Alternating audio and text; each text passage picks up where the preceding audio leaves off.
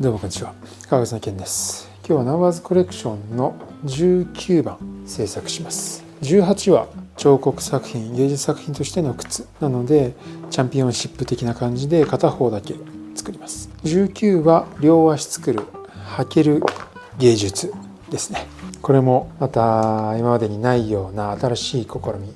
新しい技術を取り入れて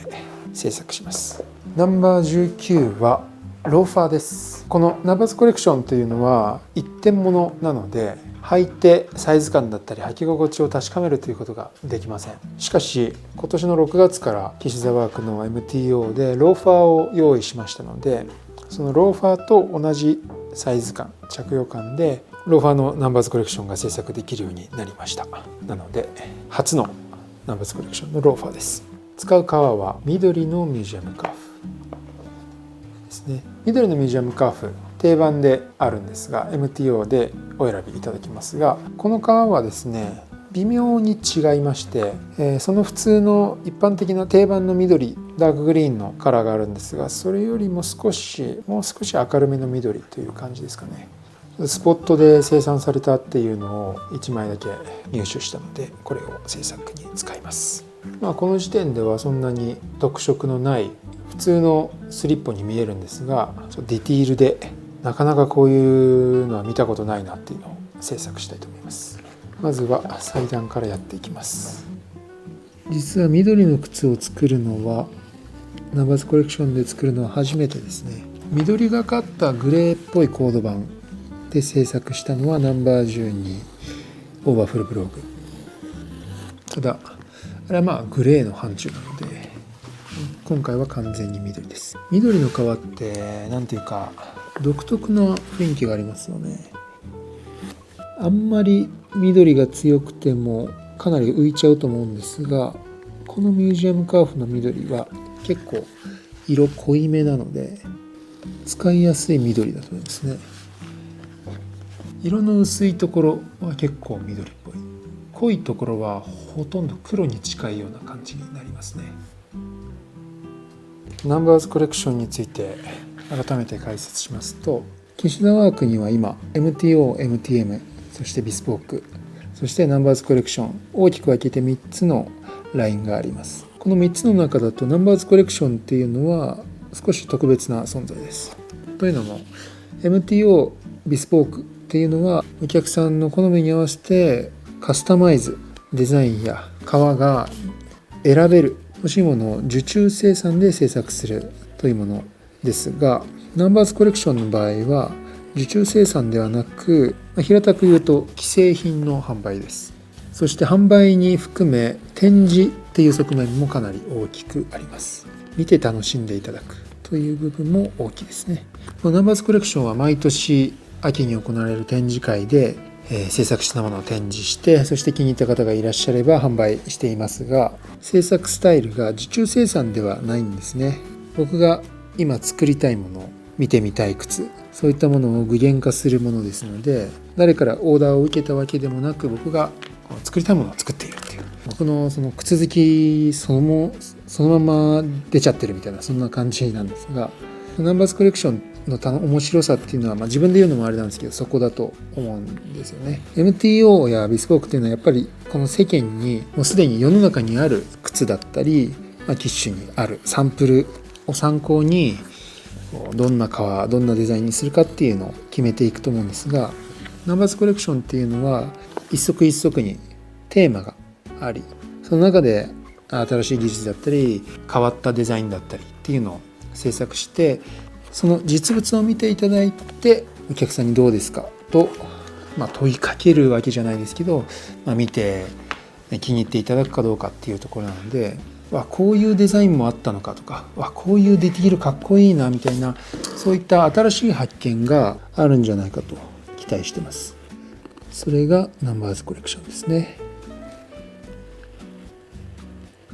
ナンバーズコレクションで特に完成度が高かったり人気のあったデザインっていうのは MTO のモデルの元になったりとか、あとは結構ビスポークのお客さんでナンバーいくつの靴に憧れがあってみたいな方結構いらっしゃいまして、そういったデザインサンプル的なキッシュザワークのデザインを表現するそのものとしても役割があります。そして1足ずつ全てナンバリングして、また1足ずつサイズも違うんですが、気に入ったもの、サイズが合うものを買っていただければ、世界に1点だけのキッシュザワークの特別な作品です。そういった視点で見ていただくと、よりナンバーズコレクション、どういったことが僕はやりたいのかっていうのを分かっていただけるんじゃないかなと思います。革をスケキにかけました。こう白くなっている部分が薄くした部分ですね。アッパー制作の動画は先日アップしたイルチャボックスカーフの動画でも詳しく説明してますので、ぜひそちらもご覧ください。そして今から機械ではなかなかすききれない部分っていうのがあるので、そういう部分を手で包丁を使って調整します。この靴はモカ縫いをしますので、今軽く当たりをつけてある穴をしっかり貫通穴にします。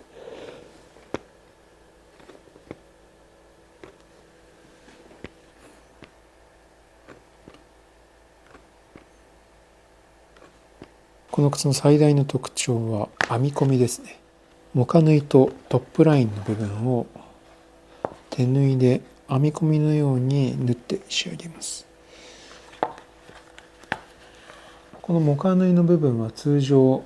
つまみで縫ったりとか、ミシンで縫ったりとか、皮を盛り上げたり皮の表情を出したりしてこのモカ縫いの形を作ることが多いですが、今回この靴では手縫いの編み込みそのものをデザインとして使います。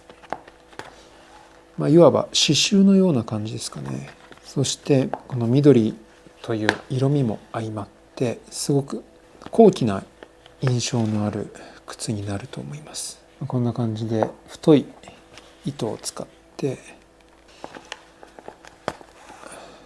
手縫いしています。まず1本目は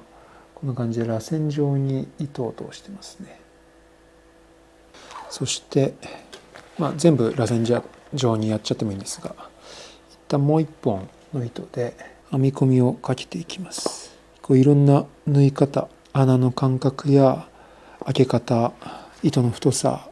糸の通し方をいろいろと試して研究して、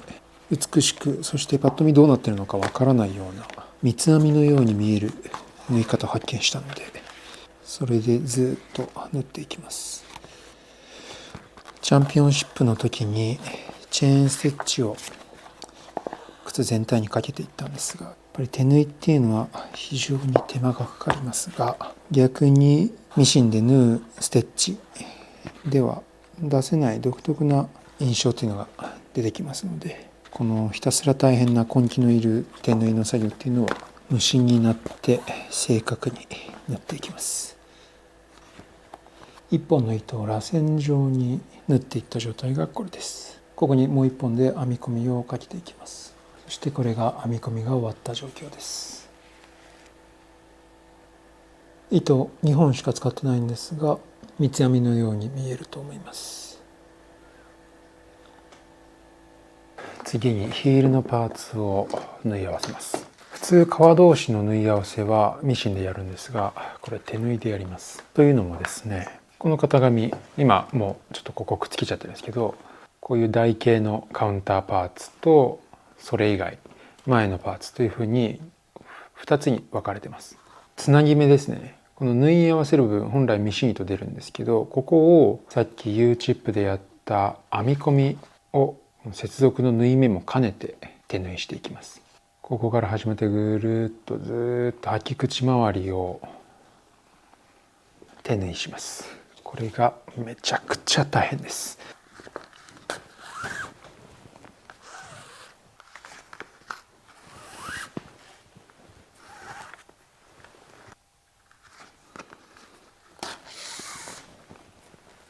革の継ぎ目を見せない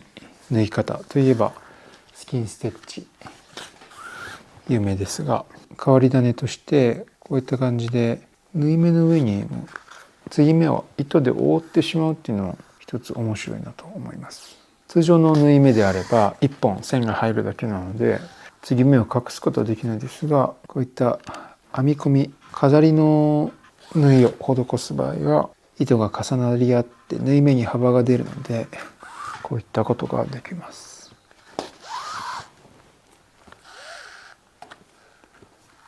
縫い終えました。正直言ってチャンピオンシップのチェーンステッチよりはるかに大変でした。しかも両足ですからね。こんな感じで特徴的な編み込みが履き口周りに、そしてエプロン部分に配置されています。で、このカウンターパーツのつなぎ目をミシンじゃなくて手縫いでやるっていうことはどういうことかというと、革のつなぎ目が見えないんですね。編み込みでつなぎ目の部分を隠してしまっているので、革の断面っていうのは見えてこないですね。このトップライン、この部分にちょっとだけ継ぎ目があるのが分かりますが、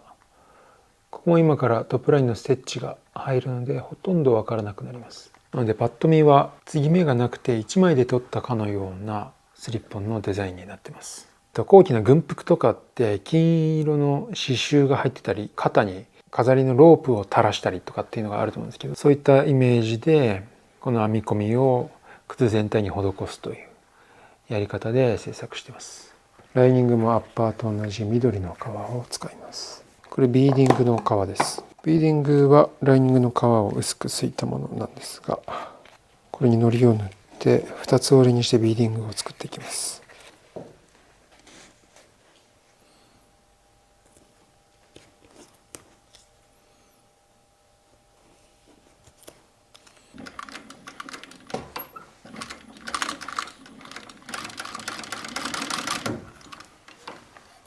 そしてこのモカ部分はこれ手縫いで縫ってあるんですが、このサイドをミシンで縫います。特に構造的な意味とかないんですけど、飾りですね。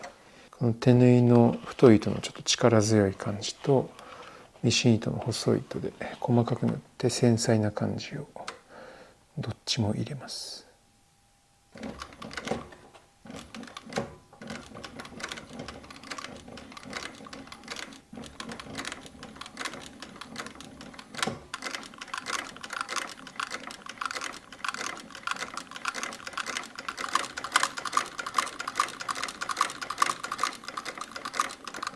この靴は編み込みが特徴なので、名前はナンバー19のブレイデッドスリッポンですね。ブレイデッドというのは編み込まれたという意味なので、ビーディングをトップラインからちょっとだけはみ出させて貼っていきます。ということで、ナンバー19ブレイデッドスリッポンアッパー完成しました。いやほんと大変でしたね。縫ってる間も言ったんですけど、チャンピオンシップよりも大変でした。とにかく時間かかりましたね。普通のアッパー作るのの3倍ぐらいの時間かかりましたね。こんな感じですね。そしてこれをちょっと軽く木型につってみた状態。いい雰囲気です。大変でしたけど、地道に時間をかけて一針一針縫っていったことによって、パッと見全然普通なんですけど、よく見るとなんだこれっていう、そんな感じの靴になってると思います。まさにその靴マニアの心をくすぐるというか、そういった靴になってると思いますので、ここから先つり込みすくいとやっていきます。結構動画が溜まってしまいまして、この動画が上がっている頃には結構展示会のギリギリかもしれないんですが、展示会までには完成させますので、是非東京の展示会概要欄に展示会の概要を貼っておきますので、お時間ある方、お時間ない方も是非お時間作ってお越しください。それではまた。